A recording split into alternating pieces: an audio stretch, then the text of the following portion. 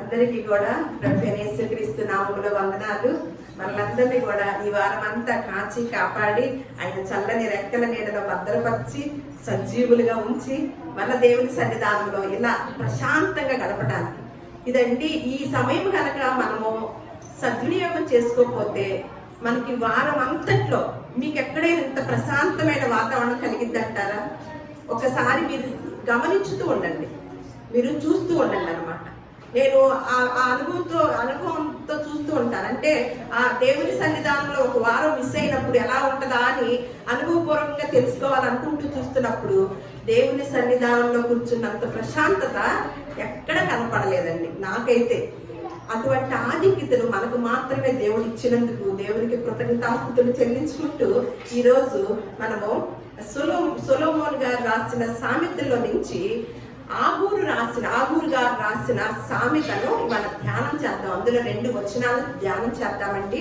30వ అధ్యాయం తీసుకొని ఉంచితే సామెతల గ్రంథము 30వ అధ్యాయం తీసి కనుక ఉంచినట్లయితే నేను చదువుతాను. 21 నుంచి 23 వచనాలు మనం చూద్దాం ఈరోజు. సామెతల గ్రంథము ఆగూరు రాసిన, అంటే మొదటి వచనంలోనే మీకు ఎవరు రాశారో ఈ సామెతలన్నీ కూడా సొలొమోను గారు రాయలేదండి. ఇంకా 1, 2, 3 కోరహు కుమార్తెని అలాగే ఆగూరు రాసిన సామెతలు ఇలా ఉన్నాయి అన్నమాట. అందులో ఆగూరు గారు రాసిన సామెత అన్నమాట. 30వ అధ్యాయము 21 నుంచి 23 వచనాలు నేను చదువుతాను. భూమిని వణికించునవి 3 కలవు, అది మోయలేనివి 4 కలవు. అవేవనగా రాజరికమునకు వచ్చిన దాసుడు, కడుపు నిండా అన్నము కలిగిన మూర్ఖుడు, కంటకురాలై ఉండి పెండ్లి అయిన స్త్రీ, యజమానురాలికి హక్కుదారురాలైన దాసి. ఈ యొక్క నలుగురు కలిసి భూమిని వణికిస్తున్నారంట. భూమి ఏమన్నా మొయ్యలేకపోతుందంటండి. మీరు ఎప్పుడన్నా ఈ సామెత చదివి అర్థం చేసుకున్నారా? అర్థం చేసుకున్న వారు ఎవరన్నా చేతులెత్తండి. అందరూ చాలా సంవత్సరాల నుంచి దేవుని తెలుసుకున్నారు కదా. మీకు అర్థమైంది లేదనుందా? ఈ 4 రకాల వారంట భూమిని వణికిస్తున్నారంట. అలాగే ఆ భూమి కూడా వీరిని మొయ్యలేకపోతుంది. మనం ఒక్కోసారి మన బిడ్డల విషయంలో ఎవరైనా కొంతమంది చెడ్డవారిని చూసి ఏమంటాం? భూమికి బరువురా అని అంటామా? ఏదో తిట్టుంటుంది కదా, ఏదో అని అంటామా? ఏమంటారు? భూమికి భారం రా నువ్వు అని తిడతాం కదా. మన పిల్లల్లో లేకపోతే బయట వాళ్ళని ఏదైనా చేసిన పనులు బట్టి అసలు నువ్వెందుకు భూమికి భారము బరువైపోయావురా అని అంటాం అనమాట. ఆ సామెతే నిజమే. ఇక్కడ మనకి సామెతగా ఇంకా వివరణగా ఇస్తున్నారనమాట.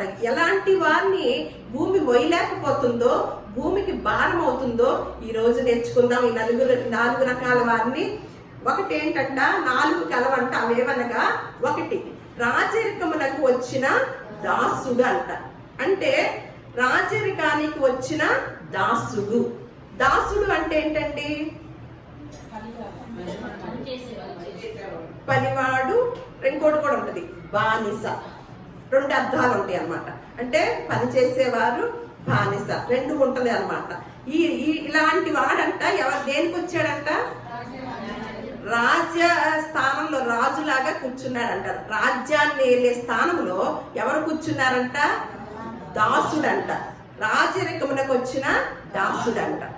అంటే ఎందుకు రాజరికమునకు వచ్చిన దాసుడు అంటే నేను ఇందాక చెప్పాను బానిస. అంటే ఈ రాజు దేనికి బానిస ఉంటాడు? అందుకని ఒక మాట ఉంటుంది అనమాట. పేతురు రాసిన 2వ పత్రిక, అది చదివాక మీకు వివరిస్తాను. 2వ అధ్యాయము 19వ వచనం. తామే భ్రష్టత్వమునకు దాసులై ఉండి అట్టి వారికి స్వాతంత్రము ఇద్దునని చెప్పుదురంట. ఒకడు దేని వలన జయింపబడునో దానికి దాసుడగును కదా. ఏమంటున్నాడు? తామే భ్రష్టత్వమునకు దాసులై ఉండి. ఏమంటున్నారు? దేనికి దాసులయ్యారంట?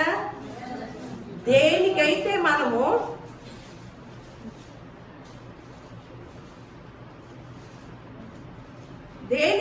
దాసులు, దేనికైతే మనము దేనికంట తానే భ్రష్టత్వమునకు దాసులై ఉండి అట్టి వారికి స్వాతంత్రం ఇద్దునని చెప్పుదరంట. ఏంటి, తానే భ్రష్టుడు, ఇంకా ఎవరికంట స్వతంత్రం ఇస్తానని చెప్తాడంట. అలాంటి వారికి కూడా తానే స్వాతంత్రాన్ని ఇస్తానని, తాను ఎవరికి దాసుడు, బానిస, భ్రష్టత్వానికి బానిసుడు. అంటే అపవాదికి బానిసుడు అనమాట. బానిస అయినప్పుడు, దాసుడైనప్పుడు, రాజుగారు అపవాదికి బానిస అయినప్పుడు ఆ రాజ్య పరిపాలన ఎలా ఉంటదండి? తీసుకునే నిర్ణయాలు ఎలా ఉంటాయండి? బాగుంటాయా? రాజు అన్నవాడు ఎలా ఉండాలండి? మంచి జ్ఞానం కలిగి, వివేకం కలిగి, అందరినీ కూడా సమానంగా చూసేవారుగా ఉండాలి కదా. కానీ ఒక అపవాదికి, భ్రష్టత్వానికి బానిసైన వాడు ఇక్కడ రాసి ఉంచారు కదా, రాజరకములకు వచ్చిన దాసుడు. దాసుడు అంటే బానిస. అలా భ్రష్టత్వానికి బానిసైన వాడు పరిపాలిస్తే భూమి ఏం చేస్తుందంటండి? వణుకుతుందంట. ఆ రాజుగారిని మొయ్యలేకపోతుందంటండి. అంటే అపవాదిని జయించిన వారు ఎవరు? అపవాదిని ఎవరు జయించారు? యేసుక్రీస్తు వారు జయించారన్నమాట. మరి మా యేసుక్రీస్తు వారి నామములో మన దేవుని నమ్ముకొని బాప్తిసం తీసుకున్న వారు ఎవరిని జయించినట్లు? అపవాదిని జయించినట్లుగా మనకి దేవుడు అవకాశం ఇచ్చాడనమాట. మనము ఏం చేస్తాము? ఈ పరిశుద్ధ గ్రంథాన్ని చదివేటప్పుడు మనిషి జీవితం ఏంటో మనకు తెలిసింది. చనిపోయాక ఈ మనిషి ఏమవుతాడో తెలుస్తుంది. ఇవన్నీ తెలుసా దేవుని ఎరిగిన వారి క్రైస్తవులందరికీ? భూలోకంలో జీవించుతున్న జీవితము ఎలా ఉంటుందో, ఎలా జీవించాలో, ఎలా జీవించితే మళ్ళీ పరలోకాన్ని చేరతామో, చనిపోయాక కూడా మనకి జీవితం ఉంటుందో అని ఏ గ్రంథం చెప్పింది? పరిశుద్ధ గ్రంథం చెప్పింది అనమాట. ఇవన్నీ ఎవరికి తెలుస్తాయి? క్రైస్తవులకి తెలుస్తాయి. ఎవరికి? పఠించిన వారికి తెలుస్తాయి. వివరణ అంతా ఈ భూలోకంలో ఎలా జీవించాలో, అలాగే ఈ జీవించి మంచిగా జీవించాక మనం ఎక్కడికి వెళతామో, వెళ్ళవలసిన ప్రదేశానికి వెళ్ళగలుగుతామా లేదా అని ఇక్కడే ఆలోచించుకుంటూ ఉంటూ, పరలోక రాజ్యం అయితే ఉంది, మనం చనిపోయాక అక్కడికి వెళతాము, ఇలాంటివన్నీ క్రైస్తవులందరికీ తెలిసింది కదా. తెలిసిన వారు ఈ భూలోకంలో ఎలా జీవించుతారండి?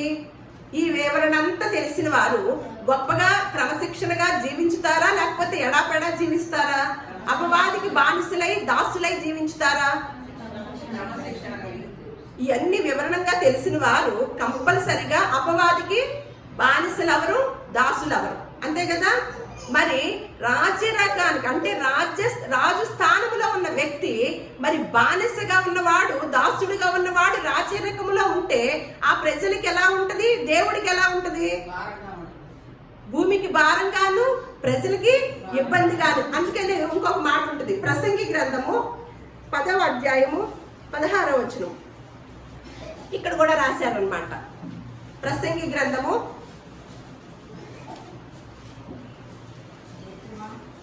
దేశమా, దాసుడు నీకు రాజై ఉండుటయు, ఉదయముననే భోజనమునకు కూర్చుండువారు నీకు అధిపతులై ఉండుటయు నీకు అశుభము. ఇక్కడ సొలొమోను గారు రాస్తున్నారనమాట ప్రసంగి గ్రంథంలో. ఎలా అంట? దేశమా, దాసుడు నీకు రాజై ఉండటయు. అంటే దాసుడు అంటే ఇప్పుడు ఏమన్నాము? అపవాదికి బానిసైన వాడు దాసుడు అంటే. దాసుడు అంటే ఎవరికైతే మనము దేనినైతే జయించుతామో భూలోకంలో, అపవాదం జయించితే స్వతంత్రులు అవుతాం. నిజమైన క్రైస్తవులు ఎవరైనా స్వతంత్రులు అనమాట. ఎందుకంటే వారు అపవాదిని జయించారు. నిజం కాని క్రైస్తవులు ఉంటారు, వేషధారణ క్రైస్తవులు వేషాలు వేసుకునే క్రైస్తవులు ఉంటారు. వారు దేనికండి? అపవాదికి బానిసలు అనమాట. ఎందుకంటే దేవుని మాట వాళ్ళకి తెలియదు, దేవుని గురించి తెలియదు, మన జీవితంలో దైనందిన జీవితంలో ఎలా బ్రతకాలో తెలియదు. అప్పుడు అపవాదిని జయించినట్లేనా? అపవాదిని జయించినట్లు కాదు కదా. వాళ్ళు ఏమంటారు? ఎవరి దగ్గర ఉన్నట్టు, ఎవరికి బానిసైనట్లు? అపవాదికి బానిసైనట్లు. అట్లాగే ఈ రాజుగారు కూడా ఏంటంట? దేశమా, దాసుడు నీకు రాజై ఉన్నట్టు, ఉదయముననే భోజనమునకు కూర్చుండు వారు నీకు అధిపతులై ఉండుటయు నీకు అశుభము అని చెప్తున్నాడు అనమాట. అటువంటి రాజుగారు రాజరికంలో కూర్చున్నప్పుడు భూమి అంతా మొయ్యలేకపోతుందంట. భూమికి భారంగా ఉందంట, అలాగే వణికిపోతుందంటండి. భూమి వణికుతుందంటండి. భూమికి ఎవరిచ్చారు ఆజ్ఞ? దేవుడు ఏమనిచ్చాడు? తన బిడ్డలకి పరిచర్య చేసే ఆధిక్యతనిచ్చాడనమాట. దేవుని యొక్క మాటకు లోబడి మోసం చేసే వాళ్ళు ఉన్నప్పటికీ, అపవాది వలలో చిక్కుకున్న వారు ఉన్నప్పటికీ, దుర్మార్గులు ఉన్నప్పటికీ కూడా వాళ్ళందరినీ భరించుతూ ఎవరి మాట కొరకు లోబడిపోయి ఉంటుందండి? దేవుడు ఏదైతే చెప్పాడో, నా బిడ్డలకి మీరు పంచభూతాలకి చెప్పాడో, అలాగే పంచభూతాల్లో భూమి కూడా ఉంది కదా, ఆ భూమికి ఏమని ఆజ్ఞించాడు? నా బిడ్డలందరినీ మీరు మోయాలి, భారం మోయాలి, మీరు అలాగే పరిచర్య చేస్తూ ఉండాలి. కానీ వాళ్ళందరినీ చూసి, వీళ్ళలాంటి మంచి వాళ్ళని చూస్తే సంతోషంగానే ఉంటది కదా, కానీ దుర్మార్గుల్ని చూసి, చెడ్డ రాజుల్ని, చెడ్డ అధికారులను చూసి, వాళ్ళు చేసే అకృత్యాలు, వాళ్ళు తీసుకునే లంచాలు, వాళ్ళు మన కొరకు తీసుకునే నిర్ణయాలు, మనకు ప్రవేశపెట్టే విధానాలు, ఇవన్నీ చూస్తున్నప్పుడు, అవి అపవాదికి సంబంధించినవిగా ఉన్నప్పుడు భూమికి ఏమనిపించింది? భారంగాను. వాళ్ళని చూసి అమ్మో వణుకొచ్చేస్తుందంట. ఇలాంటి వారిని నేను మోసేది, ఇలాంటి వారికి పరిచయం నేను సేవ చేసేది అని బాధపడుతూనే దేవుని మాటకి లోబడి ఉందంటండి. ఇది ఒకటి. మరి రెండెవరు? చూద్దాం. రెండెవరు? కడుపు నిండా అన్నము కలిగిన మూర్ఖుడంట. ఏంటి? కొంతమందికి అన్నీ ఉన్నాయి అనుకోండి, ఏమొస్తుంది? అన్ని బాగా దర్జాగా ఉన్నారనుకోండి, ఎలా ఉంటారు వాళ్ళు? గర్వంగా ఉంటారు. వాళ్ళ మాటలు, వాళ్ళ నిర్ణయాలు కూడా మూర్ఖంగా ఉంటాయి అన్నమాట. మూర్ఖత్వంగా ఉంటాయి అన్నమాట. అంటే కడుపు నిండా అన్నం కలిగిన మూర్ఖుడు అంట. ఈ మూర్ఖుడిని కూడా భూమి ఏం చేస్తుందంట? మొయ్యలేకపోతుందంట. ఇదే ఈ సామెత రాసిన ఆయన ఇంకా ముందుకెళ్తే అధ్యాయంలోకి ఏం చెప్తున్నారో చూద్దాం. ఇక్కడ ఇదే ఈ సామెత రాసిన ఆయనేం అడుగుతున్నాడో చూద్దాం. 30వ అధ్యాయము 8వ వచనం. ఈ రాసిన ఆయనే తన మనసులో ఏ మాటను చెప్తున్నాడు అనమాట. వ్యర్థమైన వాటిని అబద్ధములను నాకు దూరముగా ఉంచుము, పేదరికమునైనను ఐశ్వర్యమునైనను నాకు దయచేయకము. ఈ మాట ఎవరైనా, ఈ ప్రార్థన ఎవరైనా చేస్తారా? ఏదంట? పేదరికమైనను ఇది సరే, ఇది అందరం చేస్తాం. ఇంకొక మాట ఏమంటున్నాడు? ఐశ్వర్యమునైనను నాకు. ఎంత జ్ఞానవంతుడై మాట్లాడుతున్నాడో తెలుసండి. ఇక్కడ ఏమంటున్నాడు? ఎవరు మొయ్యలేకపోతున్నారంట? ఎలాంటి వారిని? కడుపు నిండిన మూర్ఖుణ్ణి భూమి చూసి వణుకుతూ మొయ్యలేకపోతుందంట. ఈ వ్యక్తి ఆగూరు గారు తన మనసులో ఉన్న మాటను చెప్తున్నాడు అనమాట. తను చేసే ప్రార్థన చెప్తున్నాడు. ఈ ప్రార్థన ఎవరన్నా చేస్తామా? అసలు ప్రార్థనకు వచ్చేదే దేనికి? అప్పులుంటే తీరిపోవటానికి, ఇల్లు కొనుక్కోవాలని, పిల్లలు పుట్టాలని, పెళ్లి కావాలని, లేదు ఇంకొక పొలం ఏదైనా కొనుక్కోవాలని, లేకపోతే పలానా చోట మాకు ఇబ్బందిగా ఉంది, అది వచ్చేటట్టు చూడండి అని ప్రార్థన. ఈ కదా దేవుని సన్నిధికి వచ్చేది. వీటి కోసమా లేకపోతే దేనికోసమని వస్తున్నాం? మేము కేవలము ఆధ్యాత్మికంగా ఎదగటానికి, యేసుక్రీస్తు వారి యొక్క గొప్ప మార్గదర్శకుడు కాబట్టి ఆయన మార్గాన్ని మేము కూడా ప్రయాణం చేయాలని, ఆయన చెప్పిన మాటలు మేము ధ్యానం చేయాలని, ఆయన చెప్పిన రాజ్యంలో మేము కూడా ఉండాలని వస్తున్నాము అన్న క్రైస్తవులు ఎంతమంది ఉంటారండి? చెప్పండి, ఒక్కసారి ఆలోచించండి. ఇప్పుడు ఇందాక అన్నారు కదా అచ్యుతరావు గారు, ఇందులో ఎన్ని సూత్రాలు ఉన్నాయో తెలుసండి. అవి భూలోకంలో ఎవరికి లేవు, తెలియదు. ఎవరికి, కొంతమందికి, చాలా మందికి తెలియదు. ఎవరైతే పరిశుద్ధ గ్రంథాన్ని పరిశీలించి చదువుతారో, అందుకని పరిశుద్ధ గ్రంథాన్ని పరిశీలించి చదవండి అంటాడనమాట యెషయా భక్తుడు. పరిశీలించి చదివినప్పుడే మనకి ఉన్న జీవితం యొక్క పరమార్థం తెలుస్తుందండి. ఇక్కడ ఏమంటున్నాడు ఆగూరు గారి ప్రార్థన? పేదరికమునైనను ఐశ్వర్యమునైనను నాకు దయచేయకము, తగినంత ఆహారము నాకు అనుగ్రహింపుము. ఎందుకంటే ఇప్పుడు చెప్తున్నాడు అనమాట, ఎక్కువైన ఎడల నేను కడుపు నిండిన వాడనై నిన్ను విసర్జించి యెహోవా ఎవడని అందునేమో. కడుపు నిండిన మూర్ఖుడంట. ఈ కడుపు నిండిన మూర్ఖుడు చూస్తే భూమికి ఏం కలుగుతుందంట? వాడు కడుపు నింపుకునే పనే చేస్తాడు. వాడికి ఉన్న ధనం ఉన్నప్పటికీ దేవుని పరిచర్యలో ఉన్నాడు, దేవుని పని చేయడు, దేవుని మాటలు ఇతరులకి చెప్పరు. వాళ్ళకి ఏంటంటే కడుపే దేవుడని మనం ఒక పిలుపుగా పేతురు రాసిన పత్రికలో చదువుకుంటాం. వారి కడుపే వారికి దేవుడు అంటాడు. వారి కడుపే వారికి దేవుడు. అలాంటి వారినంట చూసి భారముగా ఉందంట ఆ వ్యక్తిని మోయటానికి. కానీ ఆగూరు గారు ఏం ప్రార్థన చేస్తున్నారండి? పేదరికం వద్దు, ఎందుకంటే నేను లేక ఆకలి బాధ తట్టుకోలేక దొంగతనం చేస్తానేమో అనే గొప్ప జ్ఞానంతో మాట్లాడుతున్నాడు అనమాట. కానీ ఏమంటున్నాడు? నాకు తగినంత ఆహారం మాత్రమే దయచేయి. ఎక్కువైన ఎడల దేవుడు ఎవరో చూసారా? మనకి డబ్బులు ఎక్కువైనా, మనకి ఏదన్నా విషయాల్లో ఎక్కువ బిజినెస్లో పడి, ఉద్యోగాల్లో పడి దేవుని సన్నిధికి వెళ్తాం ఎక్కువ. దేవునికి సమయం ఇస్తారు వాళ్ళు. పని పాట లేని వారే కదా దేవుని సన్నిధికి వచ్చేది, అంతే కదా? అంతేనా? బాగా బిజినెస్ మ్యాన్ అనుకోండి, బిజినెస్ ఉమెన్ అనుకోండి, మంచి జాబ్లో స్థిరపడిన వాళ్ళు దేవునికి సమయాన్ని ఇస్తారా? అదే చెప్తున్నాడు అనమాట. ఎక్కువైన ఎడల యెహోవా, ఎక్కువైన ఎడల నేను కడుపు నిండిన వాడనే నిన్ను విసర్జించి, చూడండి, యెహోవా ఎవడని అందునేమో. అలాంటి వాడంట వారి కడుపే వారి దేవుడు అంటే వాళ్ళకి ఏమీ పట్టదు, పక్క వాళ్ళ సంగతి పట్టదు, దేవుని పరిచర్య పట్టదు, దేవుని పని పట్టదు, దేవుని మాటలు పట్టవు. వారి కడుపే వారికి దేవుడు. అలాంటి వాడిని ఏమంటున్నాడు? కడుపు నిండిన మూర్ఖుడు.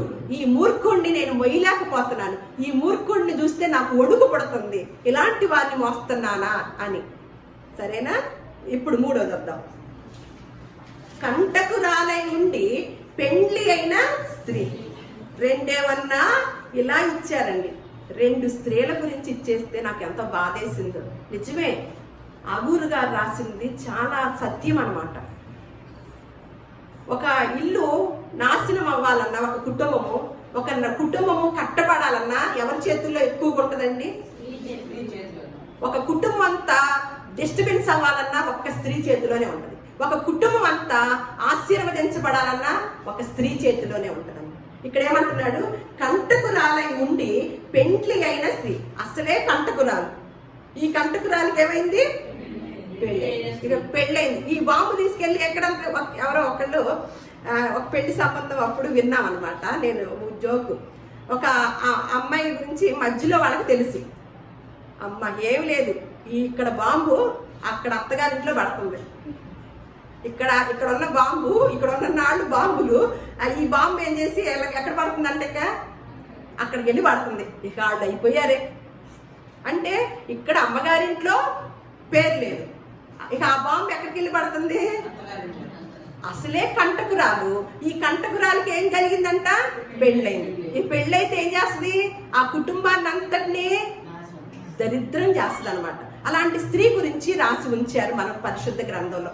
అలాంటి మనకి అన్ని చాలా జాగ్రత్తలు, మనకి సూచనలు, గొప్ప మార్గాన్ని అన్నిటిని కూడా, చెడు మార్గం ఉంది, మంచి మార్గాన్ని ఏది ఎన్నుకుంటామో మనకి స్వతంత్రాన్ని ఇచ్చి దేవుడు మనకి పరిశుద్ధ గ్రంథం రాయించి ఉంచారు. కాబట్టి మనం వాటిని ధ్యానం చేస్తూ అలాంటి స్త్రీలలాగా ఉండకూడదని, 1 రాజుల గ్రంథం 21వ అధ్యాయం తీసుకోండి, అలాంటి స్త్రీలలాగా ఉండకూడదని దేవుడు మనకి ఈ మాట రాయించి, ఇది 2 విషయాల్లో స్త్రీల గురించి రాయించినప్పుడు నాకు చాలా బాధేసిందండి. కానీ దేవుని మాటలు చెప్పేవారు కూడా స్త్రీలే. దేవుడు పని కనుక పూనుకుంటే పర్ఫెక్ట్ గా చేసేది కూడా స్త్రీ అన్నమాట. దేవుని సన్నిధానానికి వెళ్ళేది కూడా స్త్రీలే ఎక్కువగా ఉంటారు. కానీ ఈ మాటల్లో ఉన్న అర్థాన్ని చూసినప్పుడు, కొంతమందిని చూసినప్పుడు నిజమే అనిపిస్తుంది అనమాట. దేనికి మనం ప్రాధాన్యత ఇస్తున్నాము అనేది ఇక్కడ ఒక గొప్ప కాదు, ఒక దారుణమైన స్త్రీ ఉంది. ఆ స్త్రీ పేరు పెట్టుకోవడానికి కూడా ఇష్టపడరు అనమాట స్త్రీలు ఎవరు కూడా. ఒక సంగతి అనమాట, 21వ అధ్యాయం నేను అక్కడక్కడికి అవగమ చదువుతాను, మీరు చూస్తూ ఉండండి. ఈ సంగతులైన తర్వాత ఇజ్రాయేలులో షోమ్రోను రాజైన ఆహాబు నగరును ఆనుకొని ఇజ్రాయేలు వాడైన నాబోతునకు ఒక ద్రాక్ష తోట కలిగి ఉండగా, ఆహాబు నాబోతును పిలిపించి, నీ ద్రాక్ష తోట నా నగరును ఆనుకొని ఉన్నది కనుక అది నాకు కూర తోటకిమ్ము, దానికి ప్రతిగా దానికంటే మంచి ద్రాక్ష తోట నీకు ఇచ్చేదను, లేదా నీకు అనుకూలమైన ఎడల దాన్ని క్రయమునకిమ్మని అడిగాను. నాబోతు గారికి ఒక ద్రాక్ష తోట ఉందంట. దాని మీద ఎవరికి మోజు కలిగింది? ఆహాబు రాజు గారికి నాబోతు గారి ద్రాక్ష ద్రాక్ష తోట మీద మోజు కలిగిందంట. పక్కకెళ్ళి చూస్తుంటే నాబోతు గారి ద్రాక్ష తోట కనపడుతుంది. ఈయన రాజు గారు, ఈయనకి పదవి ఏమైనా ఉంటుందా? కానీ ఎవరి వైపుకి వెళ్ళిపోతుంది చూపు? అసలు పరులు సొమ్ము మనం ఎప్పుడు ఆశించకూడదు అని మనకి ఆజ్ఞ. కానీ ఈ ఆహాబు రాజు గారు ఏం చేస్తున్నారు? దాని మీద మనసు వెళ్ళింది. మన చూపు వెళ్ళిన చోట ఏం వెళ్ళిందంట? మనసు వెళ్ళింది. మనసు వెళ్ళిన చోటకి ఏం జరిగింది? ఒక కార్యక్రమం జరిగింది అనమాట. ఈ నాబోతు గారి ద్రాక్ష తోట చూసి ఆహాబు గారికి మనసు పట్టి, నాకు కూర తోట ఇవ్వు, నాకు ఇంకొక ఎక్స్ట్రాగా నాకు ఆ తోట కావాలి, నువ్వు ఇస్తే ఇవ్వు, లేదంటే నేను డబ్బులకి కొనుక్కుంటాను అమ్మితే గనక అని వివరించాడంట నాబోతు గారికి. అయితే అందుకు నాబోతు, ఇది నా పిత్రార్జితమును నీకిచ్చుట నాకెంత మాత్రమును వల్లబడదని చెప్పగా, నా పిత్రార్జితము నీకీనని ఇజ్రాయేలీయుడైన నాబోతు తనతో చెప్పిన దాన్ని బట్టి ఆహాబు మూతి ముడుచుకొని వాడై కోపముతో తన నగరునికి పోయి మంచం మీద పరుండి ఎవరితోనూ మాట్లాడకు భోజనము చేయకు ఉండెను. రాజుగారు ఇలాంటి పని ఇందాక చదువుకున్నాం కదా. దేనికి దాసుడైన వాడు? అపవాదికి బానిస అయిన వాడు అన్నమాట ఆహాబు గారు. అందుకని అది ఇవ్వలేదనుకో మూతి ముడుచుకొని అన్నికి అన్నం తినకుండా వెళ్ళి పడుకుంటాడండి. రాజుగారికి ఇదేనా పని? చూడండి, ఇక్కడే చూస్తున్నాం రాజుగారిని. ఇది జరిగిన సంఘటన అనమాట. ఎప్పుడైతే దాన్ని ఇవ్వనన్నాడో అది నా పిత్రార్జితం అని తను నాబోతు అన్నాడు అనమాట. అంటే తప్పేముంది? తనకి తప్ప ఇంక లేవా? ద్రాక్షతో ఇంకా తోటలు లేవా? ఇంకెక్కడ కొనుక్కోలేడా?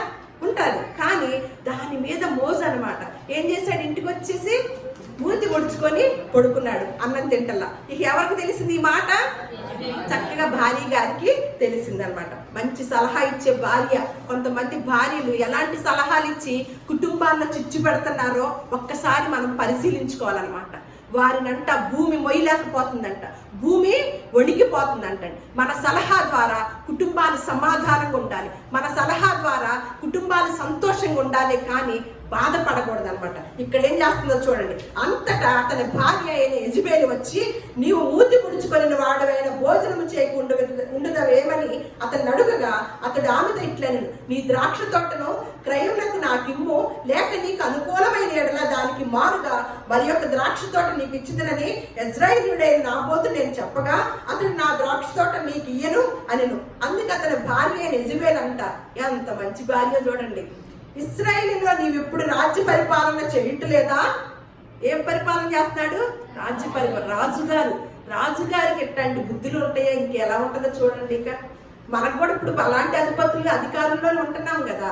వారి స్వార్థం చూసుకోవడం తప్ప ప్రజలకు ఏం చేద్దామా, ప్రజలు ప్రేమించుదామా లేదా అనేది రాజులుగా ఉన్న వారు చాలా అరుదుగా ఉంటున్నారు అనమాట. వారి పనులు, వారికి సంబంధించిన స్వార్థమైన పనులు, వారికి సంబంధించిన ప్రతీకారాలు, పగలు తీర్చుకోవడం తప్ప ఇంకేదైనా చేయగలుగుతున్నారా ప్రజలకి? చూడండి, ఇక్కడేమంటుందంటే, నువ్వు లేచి నీవు ఇప్పుడు రాజ్య పరిపాలన చేయట్లేదా? లేచి భోజనం చేసి మనస్సులో సంతోషముగా ఉండుము. నేనే ఇజ్రాయేలీయుడైన నాబోతు ద్రాక్ష తోట నీకు ఇప్పించిందని అతనితో చెప్పిందంట. ఎంత మంచి భార్య అండి. ఏం చేస్తుందంట? నువ్వు శుభ్రంగా అన్నం తినేసి పడుకో, నీకేం అక్కర్లే, ఆ పని నేను చూసుకుంటా, ఆ ద్రాక్ష తోట నీకు ఖచ్చితంగా అప్పగించే పని నాది, నేను మాటిస్తున్నాను అని భర్తకి చెప్పిందంటండి భార్య. అసలు పరులు ఆశించటమే తప్పు, సరిగదా? ఈ భార్య సలహా ఎలా ఉందండి? అక్కర్లేదు, నువ్వు బాధపడద్దు, నేను ఇప్పించే బాధ్యత నాది అని ఒక స్త్రీ తీసుకుందనమాట. తీసుకొని ఏం చేస్తుందో చూడండి. ఆహాబు పేరిట తాకీదు రాయించి అతని ముద్రతో ముద్రించి ఆ తాకీదును నాబోతు నివాసము చేయుచున్న పట్టణపు పెద్దలకును సామంతులకును పంపెను.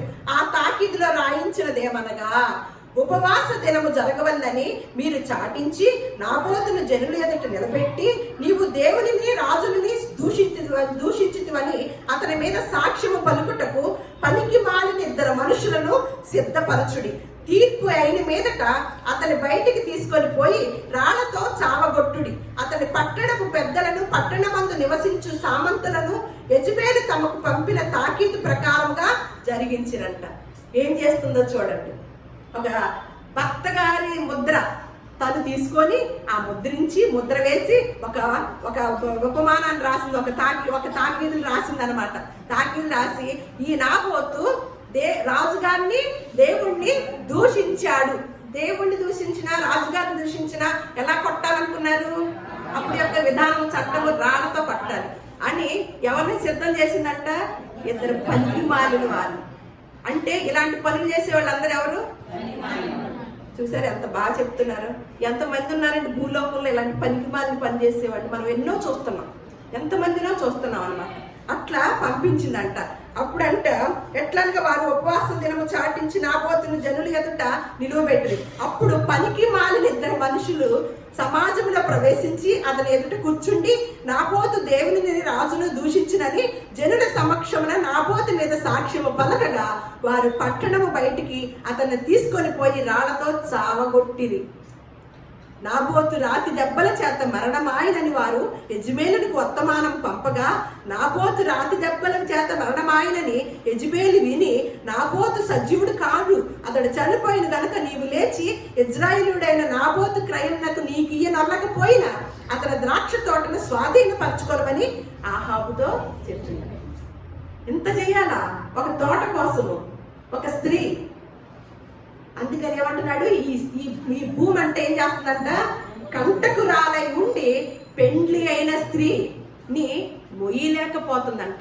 ఆ స్త్రీని చూసి వణుకుతుందంటండి. ఇంకొక స్త్రీ, ఇంకొకటి ఏంటి? యజమానురాలికి హక్కుదారురాలైన దాసి. ఎవరు? చెప్పండి ఎవరు? యజమానురాలికి హక్కుదారురాలైన దాసి. ఆదికాండము 16వ అధ్యాయము 3వ వచనం.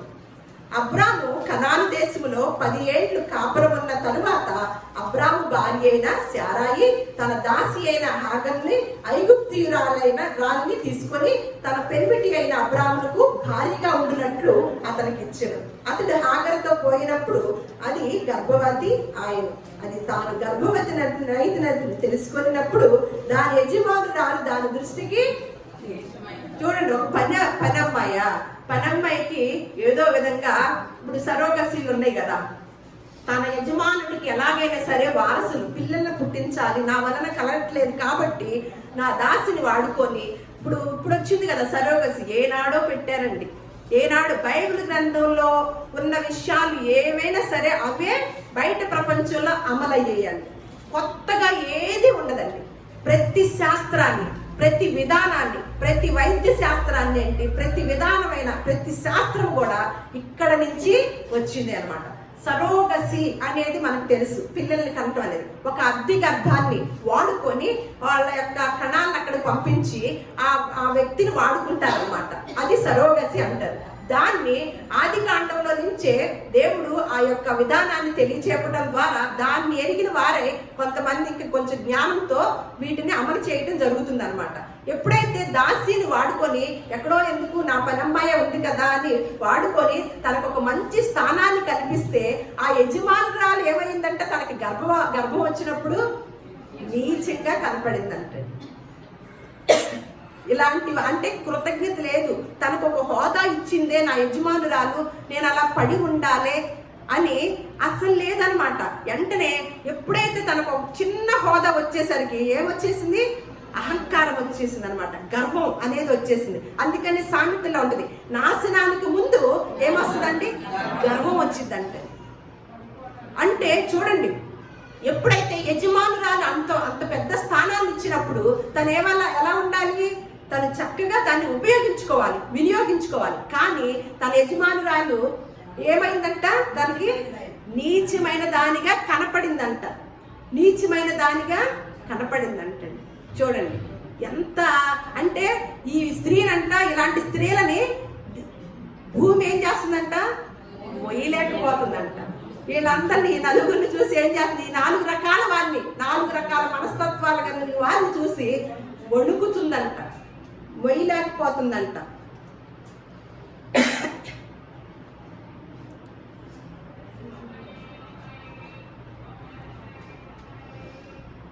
ఇది ఆగూరు గారు చెప్పిన సూత్రాలు అన్నమాట. జరిగిన సంఘటనలు కూడా మన ముందు ఉంచారు. కొంత చరిత్రలో జరిగిన కొన్ని కుటుంబాల్లో జరిగిన సంఘటనలు ఉదాహరణగా ఉంచి, ఇదిగో ఇలా ఉండకూడదు, కుటుంబాల్లో స్త్రీలు ఇలా ఉండకూడదు, రాజ్యాన్ని పరిపాలించే రాజుగారు మూర్ఖుడే, ఇది ఇలా ఉండకూడదు, బానిస అవ్వకూడదు, అపవాదికి బానిసయ్యి పిచ్చి పిచ్చి నిర్ణయాలు, పిచ్చి పిచ్చి విధానాలు తీసుకొని పిచ్చి పిచ్చిగా పరిపాలించే ఈ రాజులు చూస్తేనంట భూమికి భారమైపోతున్నాడంట. కంటకురాలై ఉండి పెళ్ళైపోయి ఈ కుటుంబమే కాకుండా ఆ కుటుంబాన్ని కూడా నాశనం చేసే స్త్రీలు ఉంటున్నారు చాలా మంది అన్నమాట. ఎంత భయంకరంగా ఉందో బయట ప్రపంచాన్ని చూస్తే, ఎంత భయంకరంగా. ఇదివరకు స్త్రీల గురించి ఎక్కువ చెప్పేవారు కాదండి. నిన్నటి దినాన్ని నేను ఒక వీడియో చూసినప్పుడు ఇద్దరు వివాహేతర సంబంధంతో వెంటనే అది వాళ్ళకి కనిపించారంట ఆ వీధి వారికి, ఆ గృహంలో వాళ్ళిద్దరిని తీసుకొచ్చి, తన భర్త లేడంట, లేని సమయంలో ఇంకొక ఆయన వచ్చేసరికి ఇద్దరిని తీసుకొచ్చేసి స్తంభానికి కట్టి కొట్టేస్తున్నారు. అసలు నాకు ఎంత సిగ్గు చేయటండి. ఇక నేను అనుకున్నా వాళ్ళు చచ్చిపోతారేమో, బయటకు వెళ్ళిపోయి చచ్చిపోతారేమో, ఎందుకంటే అది అవమానం కదా. అంటే ఎలా పిల్లల చంపటము, అక్రమ సంబంధాలు, అలాగే కుటుంబాల్లో గొడవలు, ఇవన్నీ ఒకటి. అక్కడంటే యెజబెల్ అది చేసింది, కానీ ఇంకా రకరకాలైన విషయాలు అన్నమాట. కంటకురాలై ఉండకూడదు అంతే అనేది నిర్ణయం. అలాంటి వారిని భూమి మొయ్యలేకపోతుంది, వణికిపోతుంది. వాళ్ళని చూసి భారంతో వేదన చెందుతుంది అన్నమాట. ఇటువంటి సూత్రాల్ని దేవుడు మనకు తెలియజేస్తూ మన దైనందిక జీవితంలో ఎలా జీవించాలో, ఎలా జీవిస్తే దేవునికి ఇష్టలుగా బ్రతుకుతామో, ఇష్టలుగా ఉంటామో, దేవుడు మన కోసం ఏర్పాటు చేసిన నిత్య రాజ్యానికి వెళ్ళటానికి ఇక్కడ భూలోకంలో ఉండగా ఏ సూత్రాల్ని అవలంబించాలో, ఎలా జీవించాలో అవన్నీ కూడా తెలియచేసి మనకి ఎంతో ఆధిక్యతను కలిగజేసిన ఈ దేవుడిని బట్టి కృతజ్ఞతాస్తుతులు చెల్లించుకుంటూ ఈ రోజు మాటలు మన హృదయాల్లో దేవుడు ఫలింప చేయనుగాక. దేవుడు మిమ్మల్ని అందరినీ కూడా ఆశీర్వదించునుగాక.